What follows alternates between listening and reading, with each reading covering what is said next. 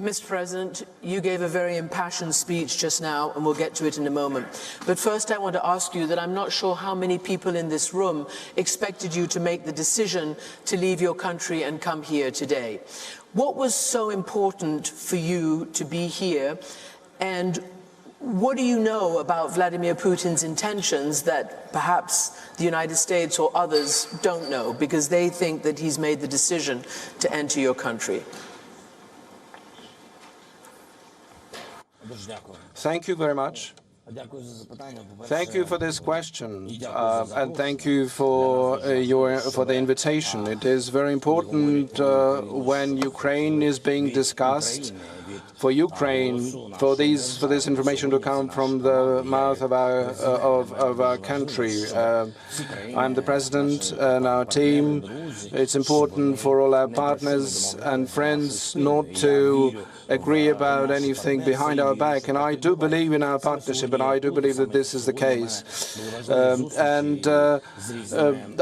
I had very important meetings today with the leaders of different countries, and still more to go. And I would like you to hear, to see, to ask questions and get the answers, to understand the level of resilience of our country, that we're not panicking, we're very consistent, that we are not responding to any provocations. We have our own vaccine already developed for that, not as good as COVID vaccines, but this vaccine is already 8 years old. We know the things we need to react to and things we shouldn't. Of course, when our soldiers are being killed, we know we need to respond, but we understand who is killing us, we understand what these military groups are, but and we also understand when they are shooting from the localities surrounded by civilians to provoke us, for us to respond and to start an escalation on the other side in response to our fire. It's also important for us to be on the same page in terms of information. The fact that the partners are sharing with us the information, we are very grateful for that, by the way, for the cooperation of our intelligences. But we are in this tension for many, many years now. We do not think that we need to panic. We think these risks are indeed very high because we have more troops, 150,000 troops on our borders. Yes, indeed, that's a big risk. But a very big risk if we do respond to one provocation or the other. On the other hand, I think that Russian Federation, and when we are talking about Russia, this is the people, the whole people of Russia. So I think they will not be able to start to go to war against Ukraine. And although on the temporary occupied territories we have a lot of provocations, and we see this, how through the mass media they're disseminating different provocative information, we need to preserve our stability, we need to keep calm and be adults. In these terms, Ukraine army is more adult than others. A bit of escalation on the so-called false flag issues. You have just talked about 2 Ukrainian soldiers being killed. The Russians say mines have exploded, Ukrainian mines on their side of the border. We've seen this rhetoric before. We understand the concept of false flags. But how tense is that? How do you think you can stop it? You know, how do you consider the level of the current provocations?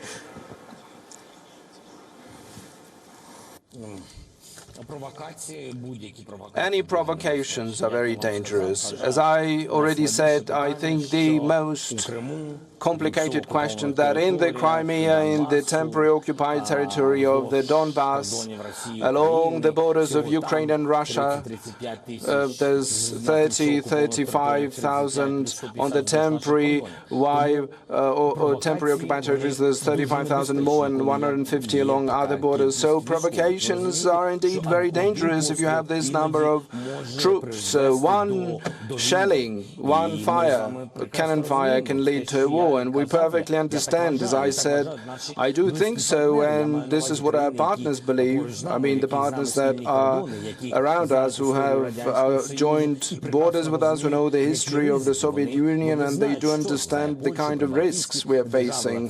The Poland, the Baltic states, Lithuania, Estonia, Latvia, Moldova, they know what that could lead to. So we need to be very careful. I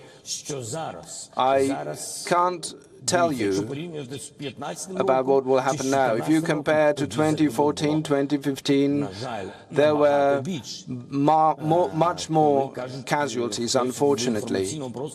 When someone in mass media says that now this is the most horrific situation, that is not true. It is horrible, it's a tragedy for our nation, for our people. It is a tragedy, and in future you will see that this is the tragedy for Russians as well, who used to have good relationship with Ukraine. How do we stay neighbors and live with each other from now on?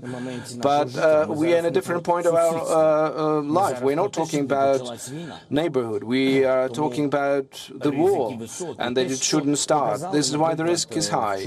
What was shown yesterday on the temporary occupied territory, they've shown some shelling allegedly flying from our side, and then they have shown something flying all the way to Rostov region of Russia. This is just mere blunt provocation. These are pure lies. There's no one dead or wounded. This is just cynicism of such a high level that they are blowing up something on their side and shooting. This is not the first time since 2014 that they are aiming their guns and shooting at the territory that they themselves control. This is the kind of cynicism. That's it. And all we care is peace. And I mentioned this many times to the President of Russian Federation and Angela Merkel and Macron in 2019, and we have sent a massive amount of signals on the monthly basis. We have been passing on to different world leaders and directly to Russian federations that we are ready to sit down and speak. Pick the platform that you like. Pick the partners that will be there around the table with us. We are ready for that, prepared for that. What's the point of us shooting and proposing diplomacy at the same time? I'm too long, I'm sorry. You can stop me when you want. Can I ask you how you feel today compared to a few days ago? Because I think everybody's been quite amazed at the solidarity between the United States and your country and Europe and the united front that's been presented, and also the extraordinary departure that the United States has used intelligence to telegraph exactly what it sees President Putin doing. You have said different things about that on the one hand it could sow panic, and you're going to remain disciplined, and you just said again, we're not going to panic. How do you evaluate the US aggressive use of intelligence to try to dissuade President Putin?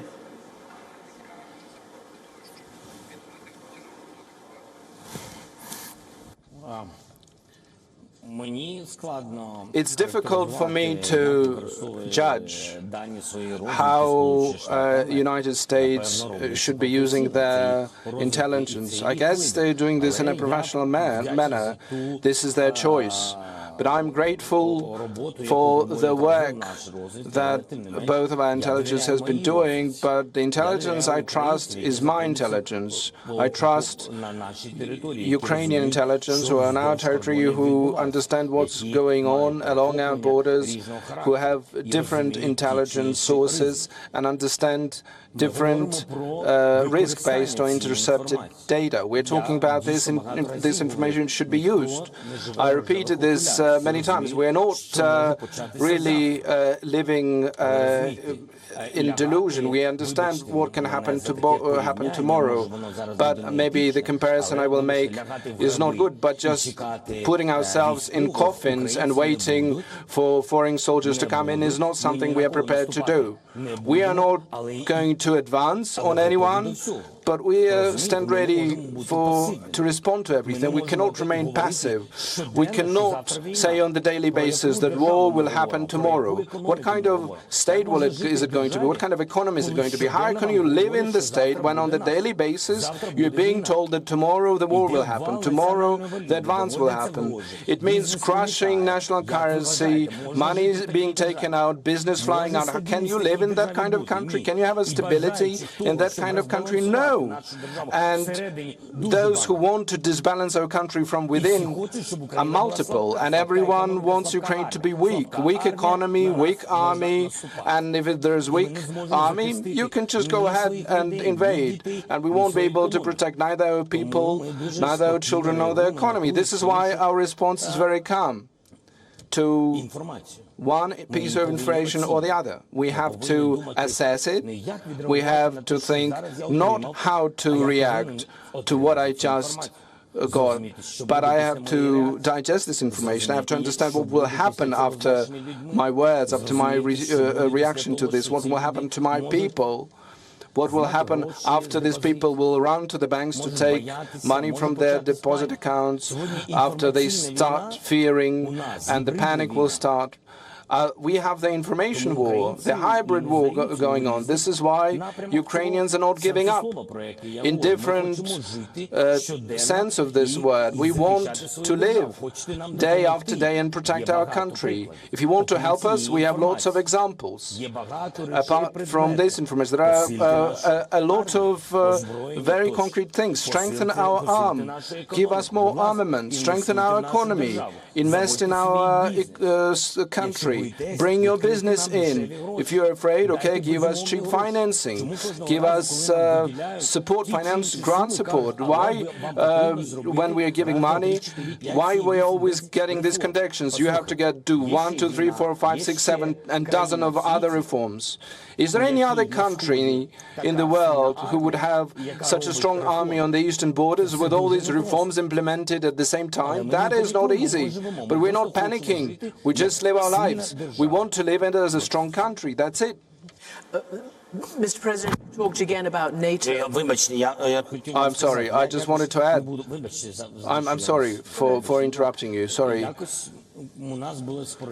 We had a discussion some time ago with one of the leaders of one of the leading countries, and we were talking about the sanction policy. We had a different vision on how sanctions should be applied when Russian aggression will happen.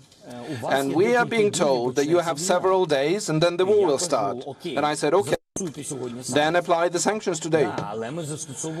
Yes, they say, we apply sanctions when the war will happen. I'm saying, fine, but you are telling me that it's 100% that the war will start in a couple of days. Then what are you waiting for?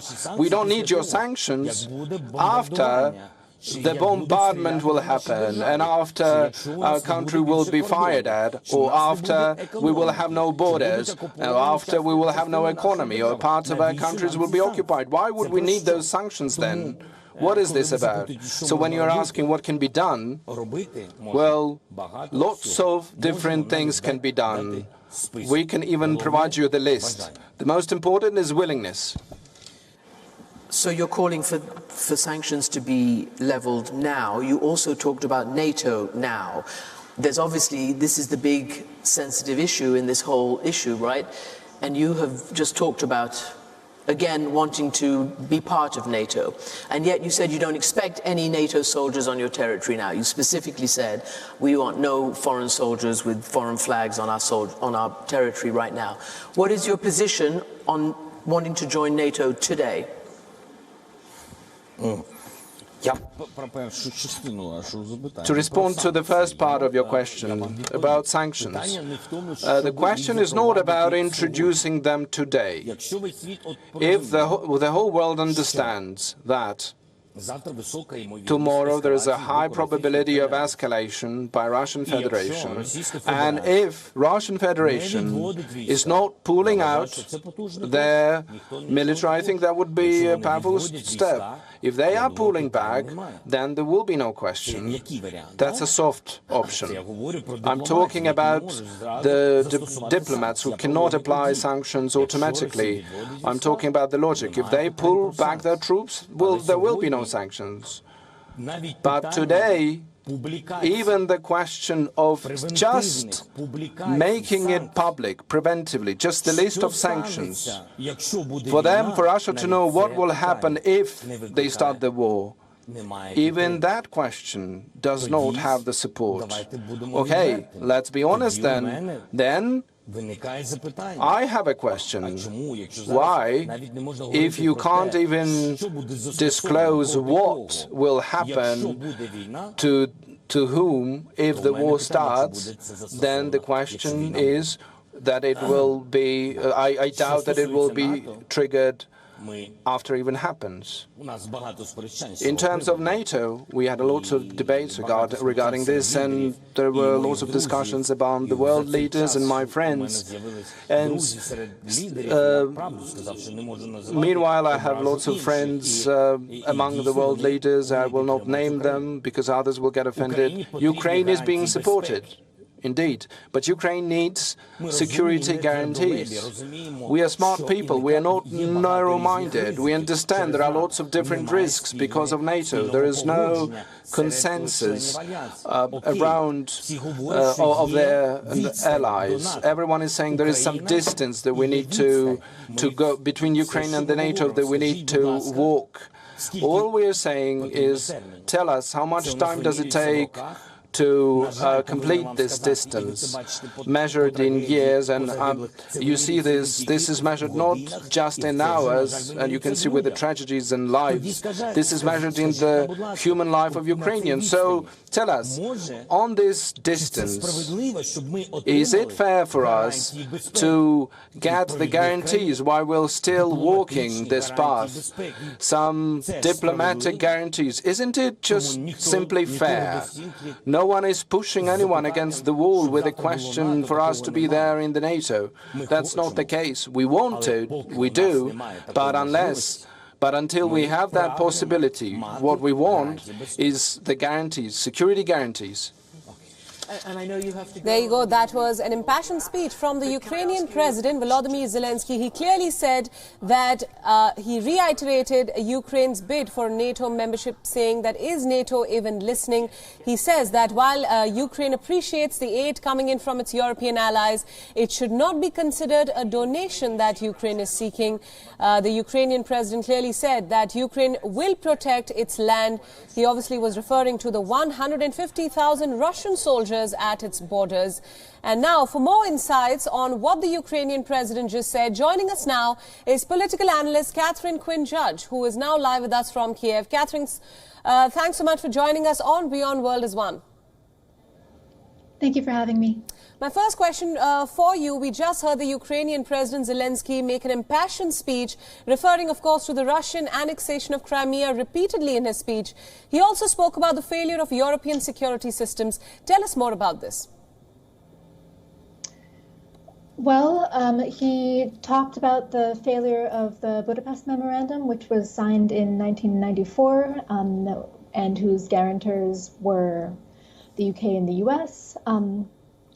And they obligated the Russian Federation to respect Ukraine's borders, given that Ukraine was giving up its nuclear weapons program. The dominant narrative in Ukraine is that the Budapest Memorandum has failed because Russia invaded Ukraine in 2014 and there were no repercussions from the states that were meant to guarantee its security. This isn't quite the case, given that the Budapest Memorandum is a really, really weak document. According to people who were there when it was signed, it was actually deliberately crafted to be quite weak because there was fear among the people crafting it that Russia would actually attempt something like what it did in 2014 anyway. So I think the Budapest Memorandum talk is a bit of a red herring, but it's a very, very powerful narrative, and it really speaks to the hurt that Ukraine feels about, the sense that it was betrayed. Right. Just discussing some of the other elements of his speech, Zelensky also once again spoke of Ukraine's bid to join the NATO alliance, in a sense even berating NATO for not listening. What do you make of this remark?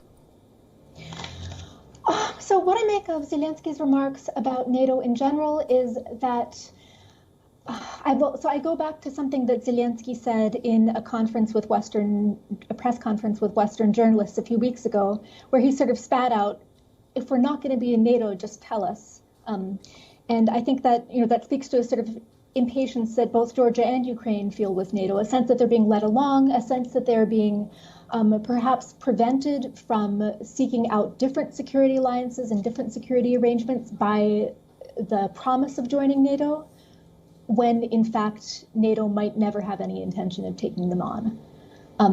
So I think it's really, when it comes to Zelensky's feelings about NATO, the major source of frustration is just the indeterminateness, the sense that that this promise that NATO could lead Ukraine on forever without actually letting it in. Right, absolutely. Just talking about the conflict in general now, the West says that Russia could attack Ukraine at any time, and Russia says it has no intention whatsoever of doing so. So what is Ukraine's stance in all of this? Are people fearing the worst on ground, in Kiev especially? In Kiev, I think that there's a huge variety in how people think. Some people I know are saying, yes, I expect that the Russians will invade, but I'm ready for it. It had to happen at some point, so it may as well happen now. There's almost a sense that a big Russian invasion would be sort of cathartic in a way.